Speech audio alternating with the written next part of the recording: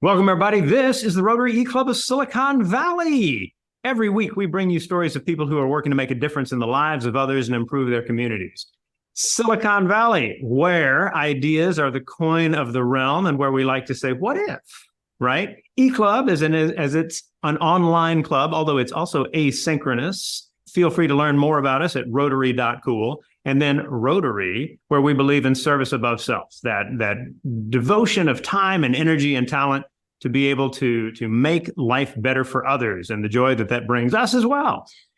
Part of what we do in our club is to bring these stories from all corners of the planet because we have that flexibility, and that's just the way technology works now, right? And today we have a speaker with us from Chicago, the great city of Chicago. And he is going to talk to us about Chicago Eco House and Southside blooms. And there are all sorts of wonderful things that he will go into detail about that. You need to know that our speaker, Quilen Blackwell, is a returned Peace Corps volunteer, which we value in a big way in our club. So that's really, really cool. He also is not completely new to Rotary. When he was an undergraduate student at the University of Wisconsin-Madison, he actually earned a scholarship from one of the clubs in the Madison area, as I understand it. So that is wonderful to bring you back to Rotary and to have you with us today. Quilen, welcome to the Rotary E-Club of Silicon Valley. I hand the mic over to you. Excellent. Thank you so much, Rushton. I appreciate it. I'm happy to be here. Tell us a little bit about Chicago Eco House. Yeah, so Chicago Eco House is a 501c3 nonprofit on the south side of Chicago. We're here in the Englewood neighborhood. Our mission is to use sustainability to alleviate inner city poverty. We do that by taking over vacant lots. So, if you're not familiar with Chicago, there's thousands of vacant lots, predominantly located on the south and west sides of the city. And so we'll take over these vacant lots, we'll turn them into solar-powered flower farms that will create jobs for local Black youth in our communities. The problem that we're really trying to address is, transforming the ghetto as we know it. When you think about many major American cities and even, smaller cities at this point, your Detroits, your Cleveland, your St. Louis's, most people know that, there's generally a part of the city that's run down. There's a lot of crime, a lot of violence, so our model is really to try to establish flowers as the anchor industry to replace that. When you look at the history of a lot of these cities, like in Chicago, for example, these were cities that once were, big manufacturing hubs. But, as a lot of those jobs got outsourced overseas, we're sort of seeing, the sort of the industrial, sort of cesspool in its wake because there's nothing to really replace that. So our big vision, our big purpose here is to try to change that. We think if we can establish flowers as an anchor industry, that a lot of these problems will begin to take care of themselves. Why flowers for us? It's because it's a $35 billion a year industry. But 80% of the flowers that you see in the United States actually come from overseas. Most people don't know that. So there's actually a huge opportunity for us to do a lot of that production right here in the United States and specifically in the cities where flowers are being consumed the most. So yes, that's like what we're doing. That's our purpose and our plan. Well, there's so many things that are right about this, right? For one, you're talking about changing the story. And that story, like this is something we encounter in schools all the time. People are like, they're doing this at the school. That's something that they were doing 30 years ago, but nobody has effectively changed the story, right? And so when you think about how people work to share the story, what is it that you guys are doing to help the people who are taking part in these projects also help others that are part of their networks understand what's going on with Eco House and Southside Blooms? Yeah, so storytelling is a big part of what we do. Like human beings, as you guys know, we think in terms of stories, we think in terms of testimony. I was actually a history major in college, so I have a great appreciation for storytelling.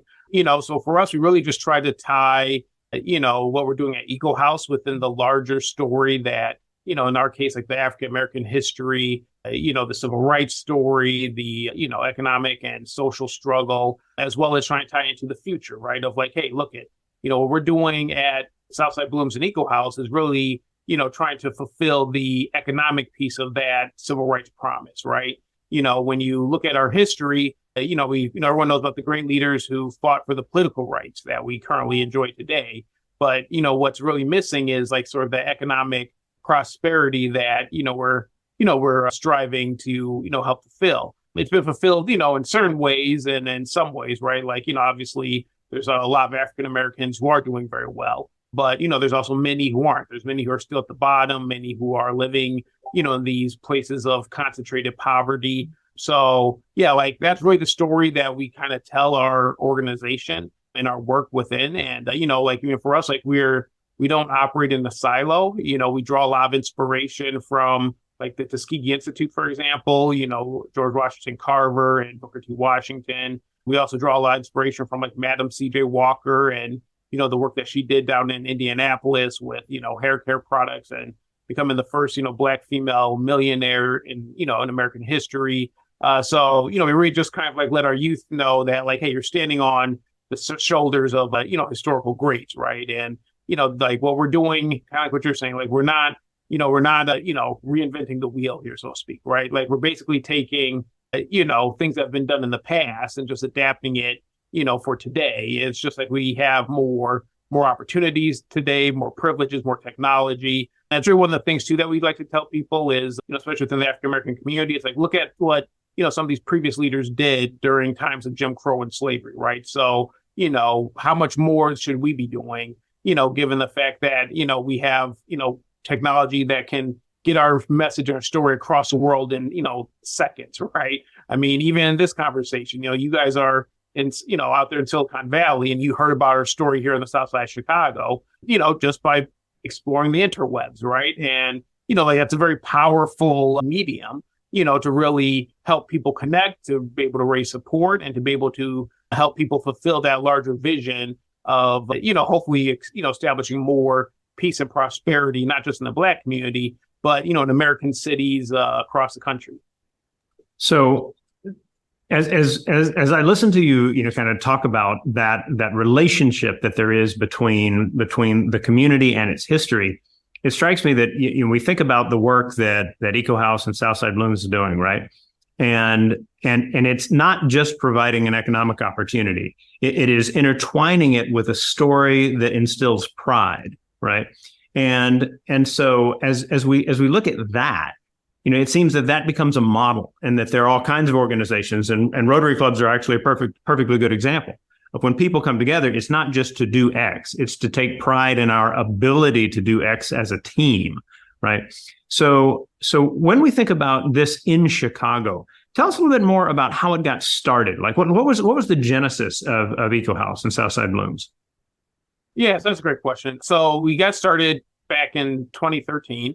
It's actually, really, I'm a Christian. That's my faith. And that really was kind of the impetus behind it. So, I grew up in Madison, Wisconsin in a very, Cosby Show kind of background. My parents were, upper middle class. I didn't want for nothing, had every opportunity to excel and get ahead. So, I came to Chicago to go to ministry school. And while in ministry school, I started tutoring at a high school in Inglewood, we're in the, on the south side of Chicago. And for me, that was my first time really like coming, face to face with that hardcore urban poverty. Like I heard about it, you see like TV shows and hear stuff in the news, but, it really wasn't like my reality. So it's kind of like, okay, that's something that's happening over there. But when I was like tutoring, I really began to like build those relationships with the students and with their families. I couldn't help but think to myself, like I could be any one of these kids, right? For whatever reason, I wasn't. But, if I were in their shoes, I would hope that somebody like me would care enough to try to, use the opportunities and blessings and privileges I had in my life to try to, open up some doors for them, right? Because that was really the main thing that, was a real big theme at that time was, hey, Mr. Quilen, we really just want an opportunity, right? Just want an opportunity to, build a career, get a job, put money in our own pocket, right? Like that's all people wanted was just a chance. And, so that really like moved me. And then when you're like in the community, you sort of see just like, the vacant buildings and the vacant lots and, like there's really not a lot of after school options for kids. There's really not a lot of employment options for kids. And then you start connecting the dots and being like, well, yeah, no wonder there's so much crime here. No wonder so many of these kids are turning to the streets. There's really nothing else for them, right? So that's really the impetus behind it. And then we formally started the organization in 2014. The first year we just spent doing, research. So, we didn't do any program that first year. We just, talk to like other executive directors, other, political leaders, business leaders, because we just wanted to try to think like, okay, how can we really, add value to our community? We didn't want to try to like come in and replicate something that, some other organizations are already doing. We really want to try to find, a need that no one else was filling, so that we could really, try to solve a problem. And the thing that we really discovered, what the biggest need was really, trying to create community-based, upward mobile careers for people, right? So there's like other workforce development programs, but, many of the workforce development programs, they'll train you up, but then they'll like send you out to like work downtown or work in the suburbs or wherever else, right? But it's outside of, the youth's community and cultural context. So that became a challenge, plus the distance, right? So, so that's when we really began to focus on, how can we really create some sort of anchor industry that's home-based, community-based, so that, people in our community don't necessarily need to leave their community and cultural context to be able to thrive. We explored a lot of different things. We did look at like, food obviously was like one of the first things we looked at. That didn't really, we didn't feel like there's a lot of promise with that because it's just so competitive. We looked at like switchgrass for biofuels. We looked at 3D printing. So we did like spend some time exploring different options. And then we came across flowers and the rest is history. So there's so much in that we want to work with. You mentioned a couple of things that I want to build on. And one of them is that, you experience what it means to be in this part of Chicago and you think, that could have been me. When we're thinking entrepreneurially, we're thinking about opportunities where others often don't see them, right? And so that idea that an area that has been dealing with poverty for perhaps generations represents an opportunity seems to also be the kind of thing that would allow participants in your programs to essentially say, I'm in this program, I'm having the chance to do this, and then to look at others in the same area and say, that could have been me. So they move into that space where they are beginning to understand a certain power in humility, right? And that there are opportunities by thinking in terms of opportunities, right? So is there a component to what people experience when they're going through your programs that effectively is entrepreneurial?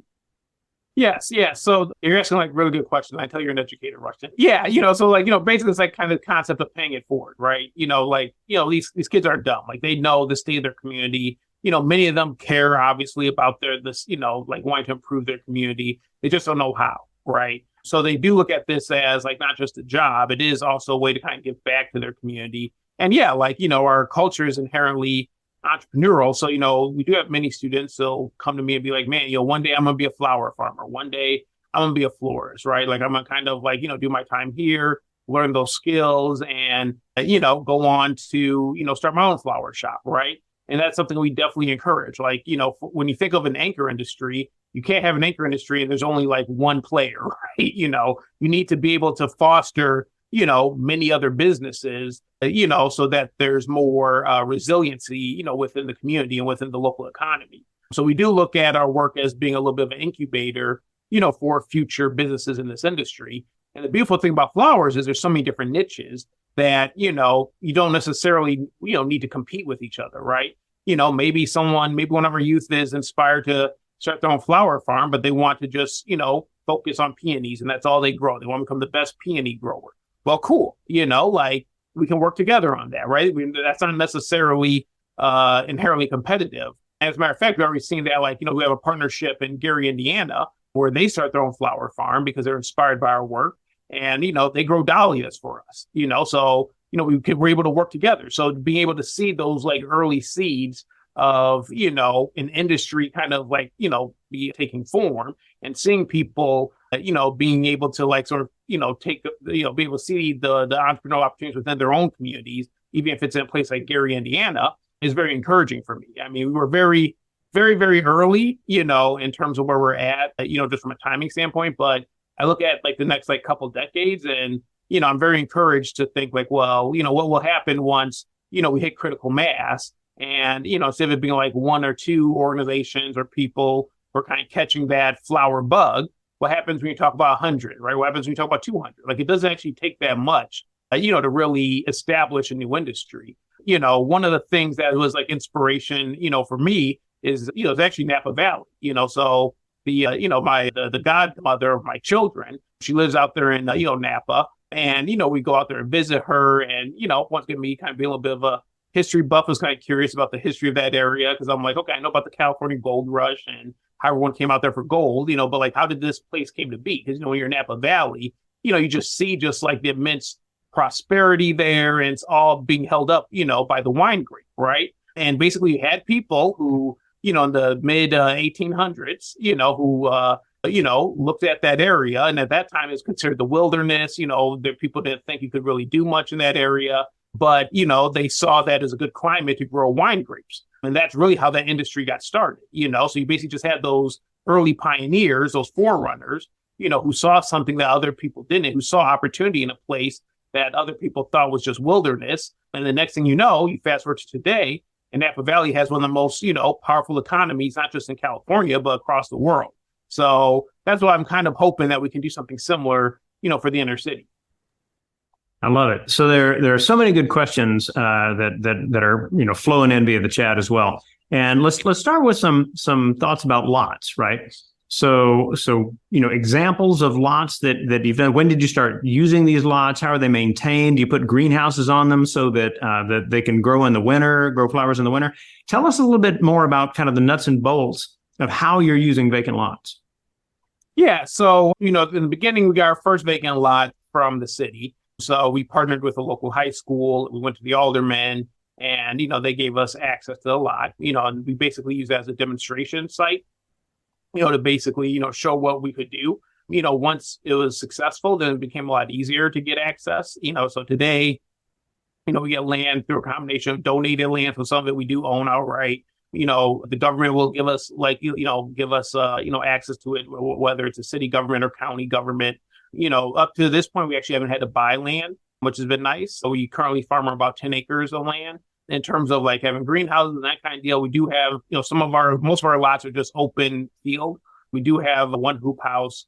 We do some indoor growing. So we grow like in a shipping container, as well as a little grow room in the basement of the eco house. So yeah, we do, kind of like all the above. So we do have like a combination of just, outdoor, kind of dry farming, indoor controlled growing. We do grow over the winter. So we do forced tulips over the winter.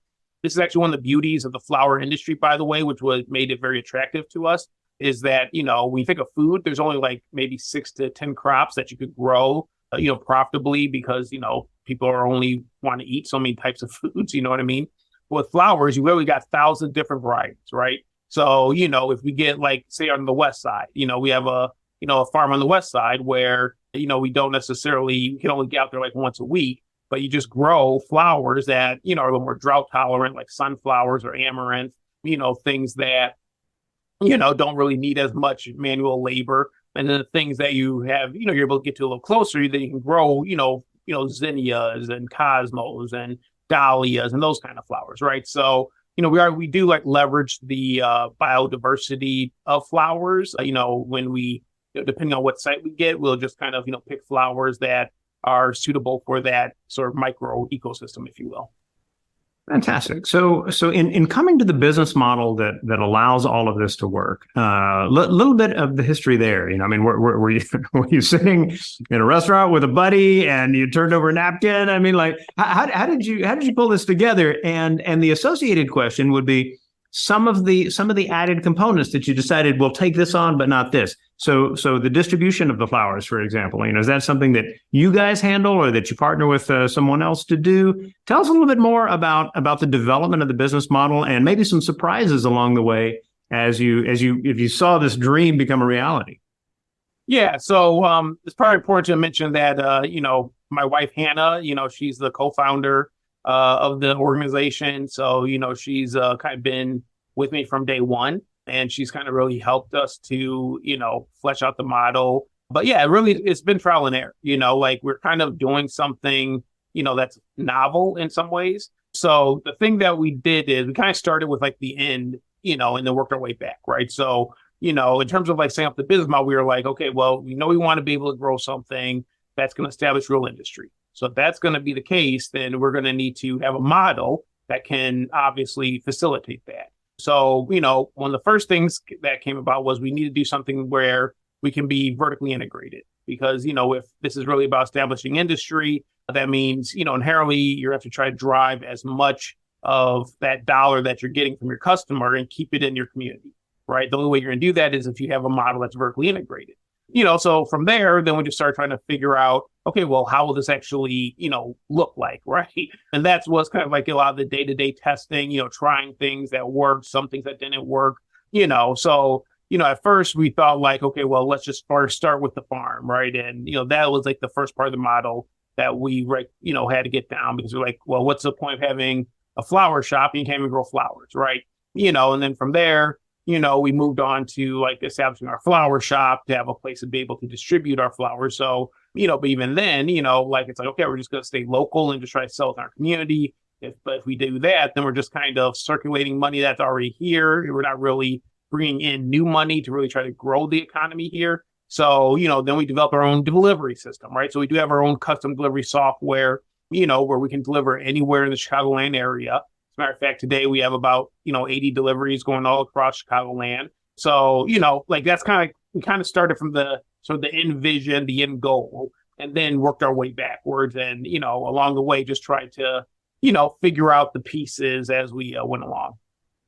All right. So tell us a little bit more about how the market developed. So as people begin to understand your story, I mean, they're buying the flowers not simply because you've got a good story.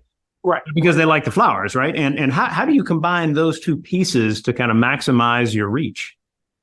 Yeah, so it's very important for us to be able to have like a high quality operation. So yeah, like, people like the story, they like the impact, the social impact, the environmental impact, but, customers are very discerning these days and also very demanding. And just because, you're a do-gooder nonprofit, they're not going to compromise on their quality. So yeah, we are a high-end florist. So we do weddings and events, corporate events, bar mitzvahs, quinceañeras. We do stuff at the Field Museum. We do stuff at the Ritz-Carlton.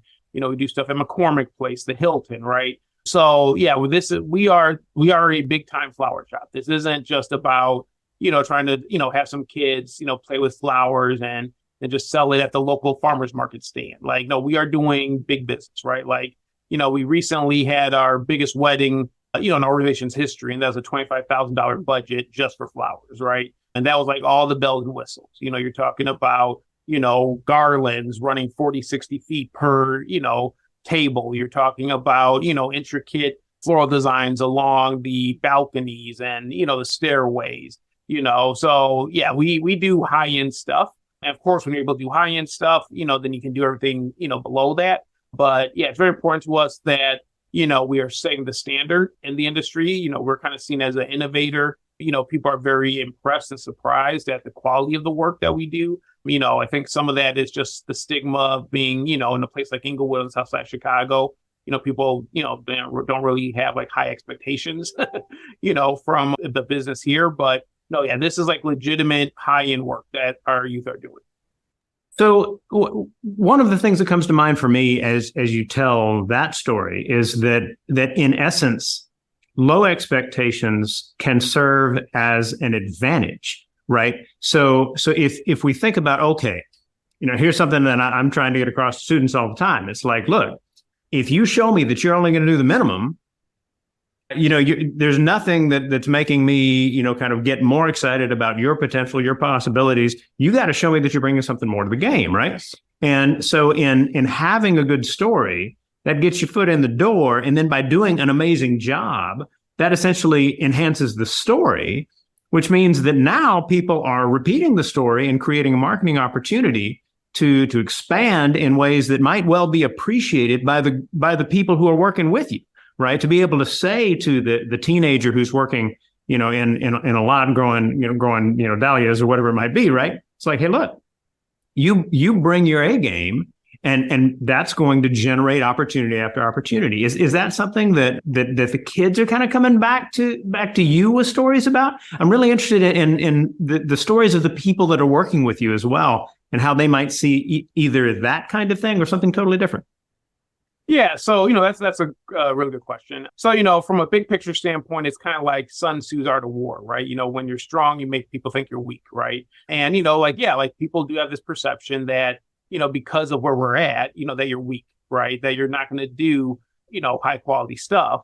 So like they come in, maybe because they want to try to give you a helping hand, et cetera, et cetera. But then when you surprise them because you're actually really strong, then all of a sudden it's like, whoa, I didn't expect that. And like, so it becomes, from a business standpoint, it becomes a very easy way to exceed that customer expectations, right? And when you exceed those customer expectations, it makes it a lot easier for you to get a loyal client, right? So yeah, it's amazing, like, how much of business is really just people's perceptions, right? And that is like an inherent strategic advantage, by building a high quality, business in an area that has a lot of negative stigmas, right? In terms of like the youth and their stories, yeah, like, for them, you have to keep in mind, like, many of them are from Chicago, but they've never been to these places, right? They've never been downtown. They've never, been to the West Loop. They've never been to Bucktown, right? The suburbs, North Shore. So, this is also becoming a way to really extend not just their own personal story, but their family story, right? Because they're going to places that, their parents would never, imagine their kids being able to do, especially at this age. You think about a kid who's 16, 17 years old, all you know is your neighborhood. And, now all of a sudden you're doing this high-end wedding at the Field Museum. All of a sudden you're at, the Ritz-Carlton, like, and it's a totally different world, even though you're in the same city, right? So, for them, it is also kind of like, wow, like, this is very affirming of who I am as a human being, right? It's very affirming of the value that people think that I can contribute to society, right? So, you start to really, it's very common for youth to kind of come in and at first, like they're, they don't really know what they're getting themselves into, very new. And, they're kind of like, I don't know, I'm doing this for the paycheck, blah, blah, blah, blah, blah. But, when they get out there and they do that first event and they see like the smile on the bride's face, how happy the family is, right? They're going to these like really bougie upscale places. I mean, right there, like they're hooked, like they get it, they see like, hey, this is bigger than just me coming to work and, making a paycheck. This is an opportunity that can take me places, that can take my family places, right? And then, many of our kids come from single family homes. So, it's also been cool just to sort of see how, doing this work has got them thinking about family a little bit differently. It's got them thinking about marriage, right?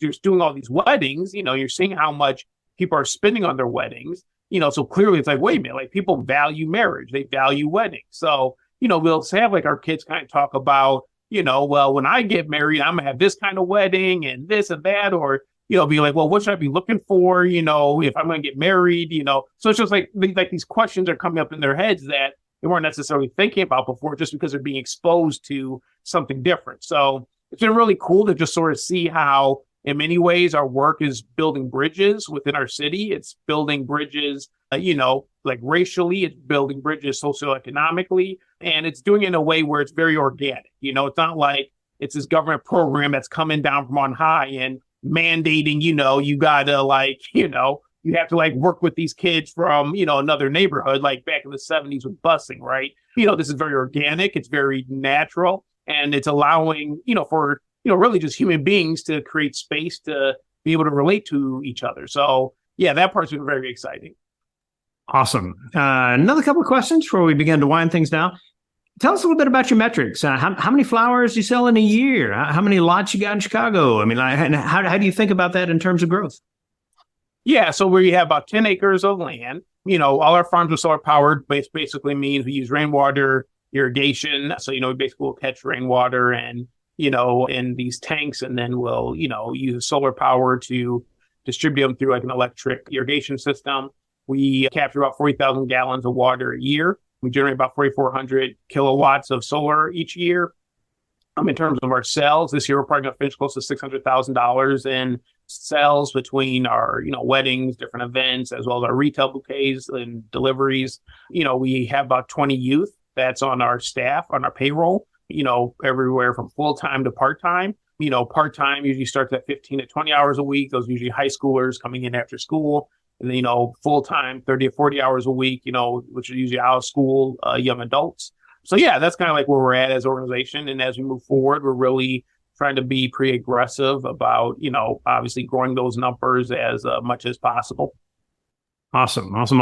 So we're going to wind things down, and I'll hand it back to you here in just a moment. But for all of you who have joined us, thank you very much for taking your time to watch one of the recordings from the Chicago. You got me hooked.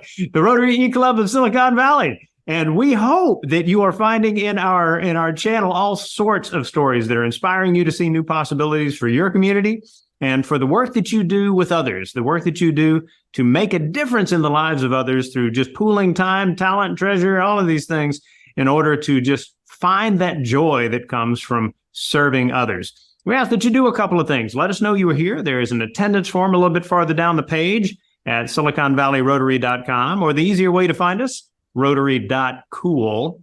All right. Or you may be seeing us on our YouTube channel.